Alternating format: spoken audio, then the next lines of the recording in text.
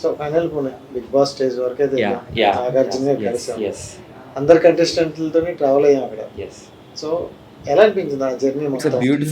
Beautiful journey అండి. మనం అసలు ఎన్నో లక్షల మంది నుంచి ఇక్కడ దాకా వచ్చాం. వీళ్ళందరినీ మీ అందరిని కామన్ మ్యానే కదా! రిప్రజెంట్ చేసుకుంటూ వెళ్ళాను.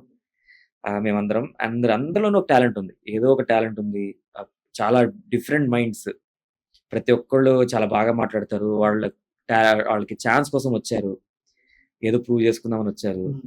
సో, అవకాశం కోసం వచ్చి చాలా మంది వచ్చారు కాబట్టి ఒక పోటీ కూడా కాంపిటీషన్ కూడా ఉందక్కడ. 15 మంది నుంచి ఐదుగురే అన్నారు కదా! హ్మ్. సో, అక్కడ పోటీ ప్రపంచం ఉండేసరికి చాలా డిఫరెంట్ మైండ్ సెట్స్ బయటకొచ్చాయి. రకరకాల బిహేవియర్ ఉంటుంది. So, yeah!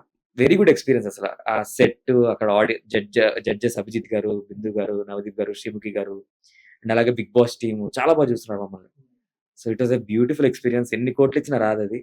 అండ్ ఒక కాంపిటీషన్ పెట్టి రకరకాల గేమ్స్ పెట్టి రకరకాలుగా టాకింగ్ టాస్క్‌లు పెట్టేసరికి మాకు తెలియంది మాలో నుంచి మాకే బయటకొచ్చాయి. So, it was a very beautiful journey. So, I am very grateful and thankful for Bigg boss.